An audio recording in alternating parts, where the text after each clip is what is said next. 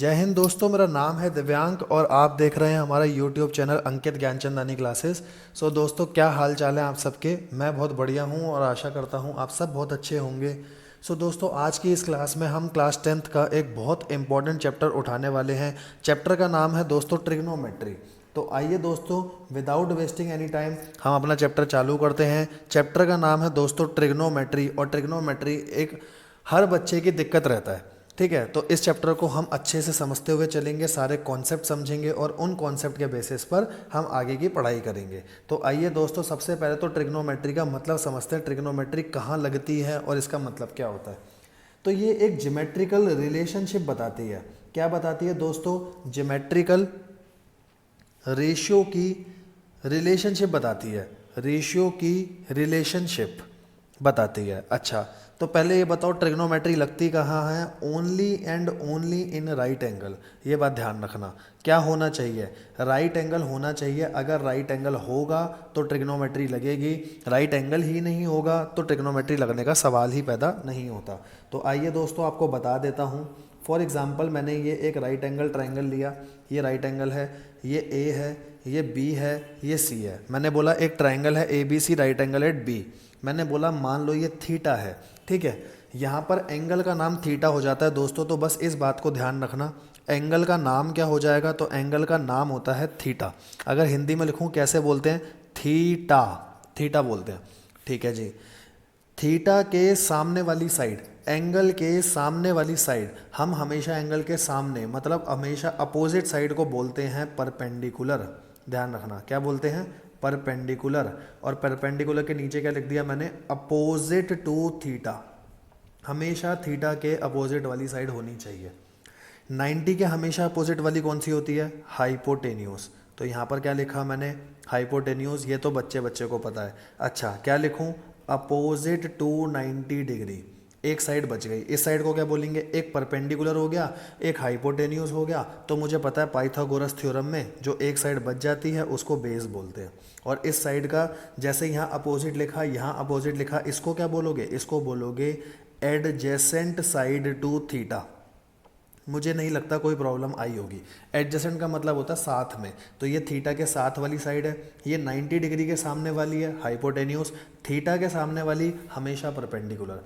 हमेशा बात ध्यान रखना, परपेंडिकुलर कौन सी होगी? थीटा के सामने वाली। अगर थीटा ये है तो ये परपेंडिकुलर हो जाएगी, ये बेस हो जाएगी, ये हाइपोटेन्यूस ही रहेगी। फॉर एग्जाम्पल, मैंने आपको बोला ये ए है, ये बी है, ये सी है। अब मेरे एग्जांपल में मान लो ये थीटा, अगर ये थीटा तो ये परपेंडिकुलर हो गई, ये बेस हाइपोटेन्यूस सेम रहेगा 90 के सामने वाला हमेशा। तो परपेंडिकुलर और बेस आपस में चेंज हो सकते हैं। अब हमारे को कुछ रेशोज़ पढ़ने हैं और उन रेशोज़ के बारे में समझना है। सबसे पहला रेशो आता है दोस्तों साइन थीटा, कॉस थीटा, और फिर आता है आपका टेन थीटा। ठीक है जी। कैसे रेशो पढ़ोगे और कैसे रेशो को याद करोगे? जिस रेशो को जिस तरीके से मैं याद कर रहा हूँ वैसे ही याद रखना। साइन कॉस टेन, टेन के बाद ऐसे देखो, ऐसे यू बनेगा। पहले ये पढ़े, अब टेन के बाद इधर आ जाओ। कॉट, कॉट के बाद पढ़ा मैंने सेक, और सेक के बाद मैंने पढ़ा कॉसेक थीटा। सबके साथ मैंने थीटा लगाया है। तो जो भी मेरे क्वेश्चन में थीटा होगा, इस वाले एग्जाम्पल में थीटा ये था तो मैं सी बोल सकता हूँ, साइन सी, कॉस सी, टेन सी। इस वाले क्वेश्चन में थीटा ए था तो sign A, cos A, ten ए। मैंने इसीलिए जनरल फॉर्म लिख दी थीटा। कैसे याद करना है? साइन कॉस टेन, फिर यहाँ से cot sec cosec, sine cos tan, cot sec cosec. अब इसके फॉर्मूले क्या है? तो पहले मैं आपको फॉर्मूले लिखवा देता हूँ। साइन का फॉर्मूला होता है परपेंडिकुलर, परपेंडिकुलर अपॉन में, परपेंडिकुलर अपॉन में क्या होगा? हाइपोटेन्यूस। ठीक है जी, perpendicular upon hypotenuse. Cos theta का फॉर्मूला बेस अपॉन में हाइपोटेन्यूस। ठीक है, और फिर इसका परपेंडिकुलर अपॉन में बेस। तो पहले इन तीन फॉर्मूलों को याद करते हैं। साइन थीटा का फॉर्मूला मैंने यहाँ लिख दिया शॉर्ट फॉर्म में P अपॉन एच, ये हो गया B अपॉन एच, और ये हो गया P अपॉन बी। तो बताइए दोस्तों, साइन कॉस टेन थीटा का फॉर्मूला आप कैसे याद कर सकते हैं? बस ये ध्यान रखना, sign cos ten, sign cos ten formula क्या होगा? पंडित बद्री प्रसाद हर हर ऐसे याद कर सकते हो। तो इसकी ट्रिक है, 3 ट्रिक है दोस्तों, आपको जो ट्रिक अच्छी लगे आप वैसे कर सकते हो। अपनी कोई ट्रिक बनाना चाहते हो अपनी बना लो। पंडित बद्री प्रसाद हर हर भोले, पहले ऊपर के 3 फिर नीचे के 3, ठीक है। दूसरा बताता हूँ, पाकिस्तान भूखा प्यासा हिंदुस्तान हरा भरा, तो HHB और PBP। अच्छा और बताऊँ, पापा बीड़ी पियोगे, हाँ हाँ बेटा, ठीक है जी। तो अब आपके ऊपर है, आपको जैसे याद करना है वैसे। सर ये आपने कहीं लिखी हुई भी है? हाँ जी, ये नोट्स में मैंने आपको तीनों ट्रिक बता रखी हैं। तीनों ट्रिक में से जो आपका मन करे आप वो लिख लेना जी, ठीक है। तो सर एक बात बताओ, साइन कॉस टेन तो याद हो गए? हाँ जी बिल्कुल याद हो गए। पंडित बद्री प्रसाद हर हर भोले, पी का मतलब परपेंडिकुलर, एच का मतलब हाइपोटेन्यूज, बी का मतलब बेस। तो सर आपने ये ऐसे क्यों लिखवाया? अब देखो बेटा मेरा कमाल, साइन कॉस टेन, टेन के बाद है कॉट, कॉट क्या होगा? टेन का उल्टा, बस 10 का उल्टा कर दो, सेम इसका उल्टा कर दिया मैंने। अच्छा सेक क्या होगा? कॉस का उल्टा, H अपॉन में B। अच्छा साइन थीटा क्या होगा? H अपॉन में P। तो क्या सारे के सारे फॉर्मूले याद हो गए? हाँ जी, sine cos 10 cot sec cosec, sine cos 10 Pandit Badri Prasad Har Har Bhole, cot sec cosec, बस कॉट होगा 10 का उल्टा, सेक होगा कॉस का उल्टा, कोसेक होगा साइन का उल्टा। यहाँ तक मेरी सारी बातें क्लियर हो गई। तो आइए पहले इन बातों को देख लेते हैं। हाइपोटेन्यूज, अपोजिट, एडजेसेंट, ये मैं आपको बता चुका।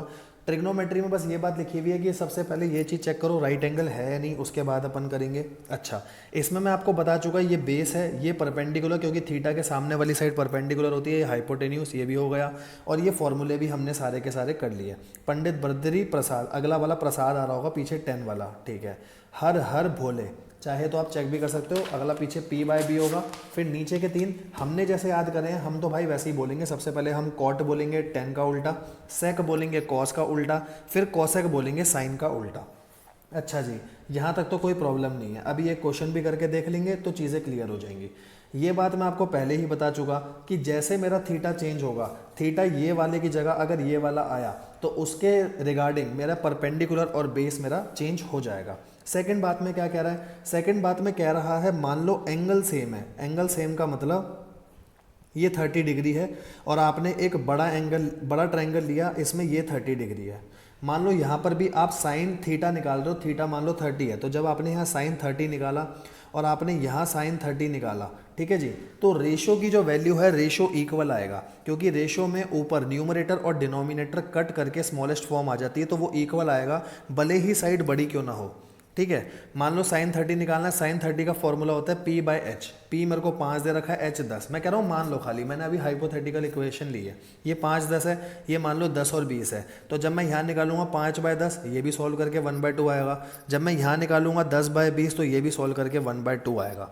तो वो यही बात कह रहा है पहली बात कि ये रेशो में इक्वल आएंगे, भले ही ट्राइंगल बड़ा क्या क्यों ना हो। शर्त ये है कि ये 30 है, ये 30 है, एंगल मेरा सेम होना चाहिए। तो ये वाली बात भी हमने पढ़ ली। साइड इंक्रीज या डिक्रीज से हमें फर्क नहीं पड़ता, एंगल मेरा सेम होना चाहिए, ठीक है।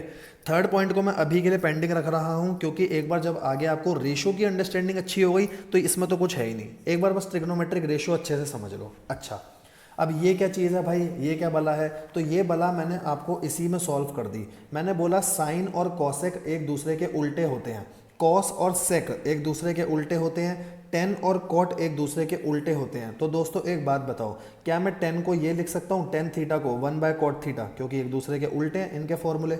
इसी तरीके से मैं कॉट थीटा को भी लिख सकता हूँ 1/tan थीटा, है ना। तो इन दोनों को जैसे आपस में एक दूसरे का उल्टा लिख सकता हूँ, तो इन दोनों को भी लिख सकता हूँ और इन दोनों को भी लिख सकता हूँ। यही बात लिखी है। साइन और कॉसेक आपस में उल्टे होते हैं, तो साइन कॉसेक के उल्टा होता है, कॉसेक साइन के उल्टा होता है। कॉस सेक के, सेक कॉस के, टेन कॉट के, कॉट टेन के। अगर मैं उल्टों का आपस में मल्टीप्लिकेशन करूं तो ऑब्वियस ही बात है 1 आएगा। एक करके भी दिखा देता हूं, साइन थीटा को साइन थीटा ही रखो, कॉसेक थीटा, बताओ कॉसेक थीटा की जगह मैं 1/sin थीटा नहीं लिख सकता? यहाँ लिख सकता हूँ, क्योंकि कॉसेक साइन आपस में उल्टे होते हैं। ये कट गया, आंसर 1। तो मतलब आप खुद देख लो फॉर्मूलों से, अगर मैं इन दोनों का प्रोडक्ट लूँ, H से H कट जाएगा, P से P, आंसर 1 आएगा। अगर प्रोडक्ट लूँ, यहाँ पर प्रोडक्ट लूँगा, बेस से बेस कट जाएगा, हाइपोटेन्यूज से हाइपोटेन्यूज 1 आ जाएगा, बेस से बेस कट जाएगा, P से P कट जाएगा, तो भी आंसर 1 आ जाएगा। ठीक है जी, बात क्लियर हो गई। यहाँ तक तो सर कोई प्रॉब्लम नहीं है। टेन थीटा का बस एक फॉर्मूला और होता है। जैसे मैंने पढ़ा टेन थीटा का मेरा वाला फॉर्मूला क्या था, पंडित बद्री प्रसाद, 10 आता था मेरा तीसरे नंबर पे, हर हर भोले, तो ये फॉर्मूला होता था परपेंडिकुलर अपॉन बेस। वैसे ही टेन थीटा का एक फॉर्मूला और होता है, साइन थीटा और कॉस थीटा को डिवाइड कर दो, जब भी मेरा पी बाई बी बनेगा। चेक करें, देखो साइन थीटा क्या होता है, पंडित बद्री प्रसाद हर, पहले दो हो गए। कॉस होता है दूसरे नंबर पर, पंडित बद्री प्रसाद और हर हर, ठीक है। यहाँ एच से एच कट गया तो भी ये पी अपॉन बी मेरा आ गया। अगर ऐसे समझ नहीं आ रहा तो ऐसे करके देखो, पी बाई एच नीचे का उल्टा हो जाएगा एच बाई बी, तो भी ये पी बाई बी आएगा। ठीक है जी। तो टेन थीटा का एक फॉर्मूला और हो सकता है साइन और कॉस। अच्छा, अब बच्चे के दिमाग में आया, सर एक बात बताओ, अगर टेन का फॉर्मूला साइन बाय कॉस हो सकता है तो टेन और कॉट आपस में तो उल्टे होते हैं, इसका मतलब कॉट का फॉर्मूला इसका भी उल्टा हो सकता है, कॉस बाय साइन। अरे भाई साहब तू तो बात पकड़ गया लड़के, तेरे को बात समझ आ गई। ठीक है जी। तो हमने इंपॉर्टेंट रिलेशन में दो बातें खाली और पढ़ी, ये बातें इसमें तो कोई नई बात थी नहीं। ठीक है, पंडित बद्री प्रसाद हर हर बोले, साइन कॉस टेन, उसके बाद नीचे से उल्टे चलो, कॉट सेक कॉसेक, मतलब टेन और कॉट एक दूसरे के उल्टे, कॉस और सेक एक दूसरे के उल्टे, साइन और कॉसेक एक दूसरे के उल्टे। ठीक है जी।